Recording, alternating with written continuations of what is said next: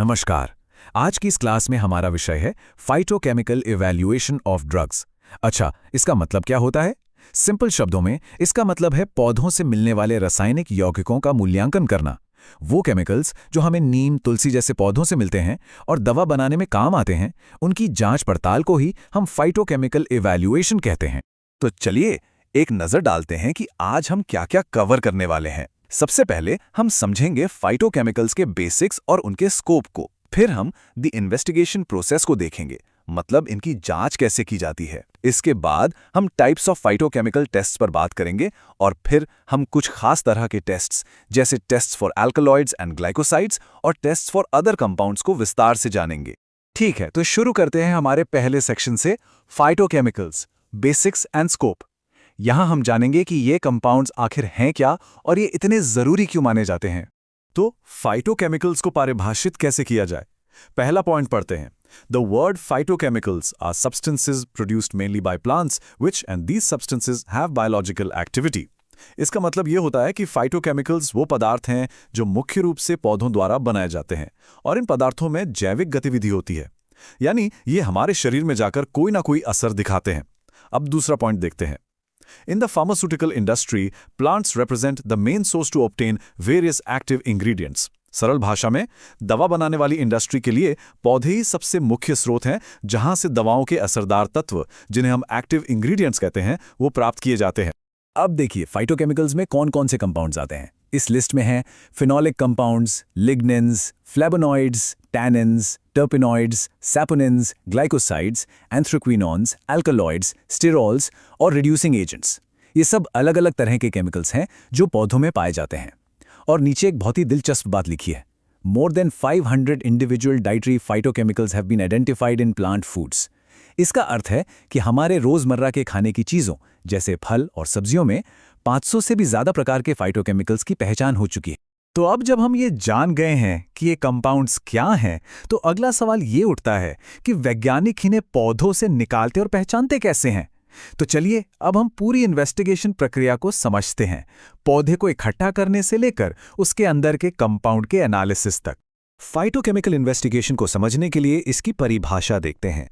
Phytochemical investigation may be defined as phytochemical screening that confirms the presence of a large array of phytoconstituents। इसका मतलब है ये एक तरह की स्क्रीनिंग या शुरुआती जांच है जिससे ये पता चलता है कि किसी पौधे में कौन कौन से फाइटोकॉन्स्टिट्यूएंट्स यानी घटक मौजूद हैं। इसकी विधि में पौधे के हिस्सों से अर्क तैयार किया जाता है, लेकिन इसकी एक सीमा भी है, limitation. It is not a suitable method for efficient separation. मतलब ये तरीका सिर्फ मौजूदगी का पता लगाने के लिए है, इससे हम घटकों को कुशलता से अलग अलग नहीं कर सकते। ये फ्लोचार्ट पूरी प्रक्रिया को बहुत अच्छे से दिखाता है। सबसे पहला स्टेप है कलेक्शन ऑफ प्लांट, यानी पौधे के सही हिस्से को इकट्ठा करना। फिर आता है ड्राइंग और ग्राइंडिंग, मतलब उसे सुखाकर उसका पाउडर बनाना। इसके बाद है एक्सट्रैक्शन, जिसमें सॉल्वेंट्स का इस्तेमाल करके जरूरी केमिकल्स को बाहर निकाला जाता है। अब जो हमें मिक्सचर मिला है उसका separation of constituent using chromatography किया जाता है, यानी क्रोमैटोग्राफी तकनीक से घटकों को अलग अलग करते हैं। फिर आता है प्यूरिफिकेशन, जहां हम अपने काम के कंपाउंड को शुद्ध करते हैं। और आखिरी स्टेप है स्ट्रक्चरल एलुसिडेशन, जिसमें एडवांस्ड तकनीकों की मदद से उस कंपाउंड की संरचना का पता लगाया जाता है। इस पूरी जांच को हम 4 मुख्य चरणों में बांट सकते हैं। पहला है the procurement of raw material and quality control, यानी सही कच्चा माल हासिल करना और उसकी गुणवत्ता की जांच करना। दूसरा है एक्सट्रैक्शन, प्यूरिफिकेशन एंड कैरेक्टराइजेशन, मतलब जरूरी घटकों को निकालना, उन्हें शुद्ध करना और उनकी पहचान करना। तीसरा है इन्वेस्टिगेशन ऑफ बायोसिंथेटिक पाथवेज, ये पता लगाना कि पौधे के अंदर ये कंपाउंड्स बनते कैसे हैं। और चौथा है क्वांटिटेटिव इवैल्यूएशन, यानी ये मापना कि हमें कितनी मात्रा में कंपाउंड मिला है। चलिए अब हम अपने तीसरे सेक्शन की ओर बढ़ते हैं, जहां हम अलग अलग तरह के फाइटोकेमिकल टेस्ट के बारे में बात करेंगे। इसमें हम समझेंगे कि क्वालिटेटिव और क्वांटिटेटिव एनालिसिस में क्या फर्क होता है। यह डायग्राम इन दोनों टेस्ट के बीच का अंतर बहुत ही साफ तरीके से समझाता है। देखिए, एक तरफ है क्वांटिटेटिव केमिकल टेस्ट, जिसका उद्देश्य है डिटर्मिन द प्योरिटी और कॉन्सेंट्रेशन ऑफ द कॉन्स्टिट्यूएंट, मतलब ये टेस्ट बताता है कि कोई चीज कितनी मात्रा में मौजूद है। दूसरी तरफ है क्वालिटेटिव केमिकल टेस्ट, जिसका उद्देश्य है used for the determination of different types of adulterants, यानी ये टेस्ट सिर्फ इतना बताता है कि कोई चीज मौजूद है या नहीं। तो क्वांटिटेटिव मतलब मात्रा और क्वालिटेटिव मतलब गुणवत्ता या मौजूदगी। आगे हम मुख्य रूप से क्वालिटेटिव केमिकल टेस्ट पर ही फोकस करेंगे। हम इन 5 प्रमुख श्रेणियों के लिए टेस्ट को देखेंगे: अल्कलॉइड्स, ग्लाइकोसाइड्स, कार्बोहाइड्रेट्स, प्रोटीन्स और अमीनो एसिड्स। हम जानेंगे कि इन कंपाउंड्स की मौजूदगी का पता कैसे लगाया जाता है। अब हम अपने चौथे सेक्शन में आ गए हैं। यहाँ हम दवाओं में इस्तेमाल होने वाले 2 बहुत ही ज़रूरी कंपाउंड्स, अल्कलॉइड्स और ग्लाइकोसाइड्स, की पहचान करने वाले टेस्ट्स के बारे में विस्तार से पढ़ेंगे। तो सबसे पहले बात करते हैं अल्कलॉइड्स की। इनकी पहचान के लिए ये 4 मुख्य टेस्ट हैं: Dragendorff's test, Mayer's test, Wagner's test और हेगर्स टेस्ट। इन सभी टेस्ट्स में अलग अलग रिएजेंट्स का इस्तेमाल होता है, जो अल्कलॉइड्स के साथ मिलकर एक रंगीन अवक्षेप यानी प्रेसिपिटेट बनाते हैं।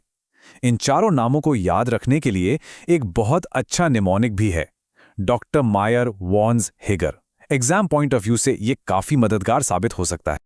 अब हम ग्लाइकोसाइड्स पर आते हैं। इसमें पहली कैटेगरी है कार्डियक ग्लाइकोसाइड्स।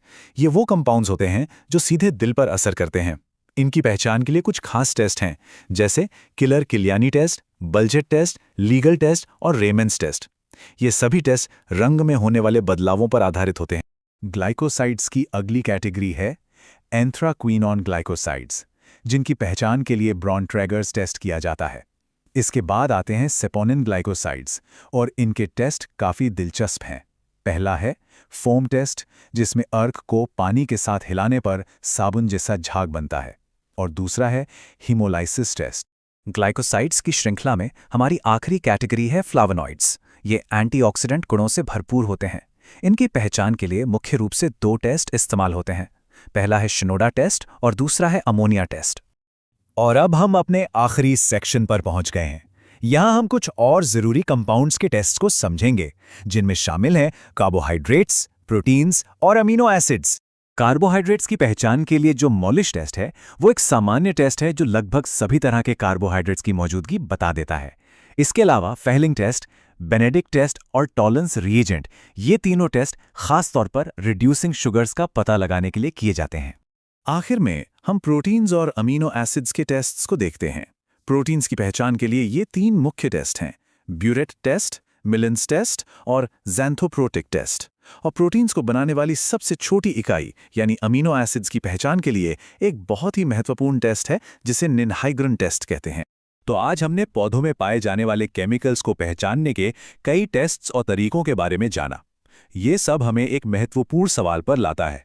अब जब हम इन कंपाउंड्स की पहचान कर सकते हैं, तो ये ज्ञान पारंपरिक और आधुनिक दोनों तरह की चिकित्सा के भविष्य को कैसे प्रभावित कर सकता है, इस पर जरूर सोचिएगा। आज की क्लास के लिए इतना ही। धन्यवाद।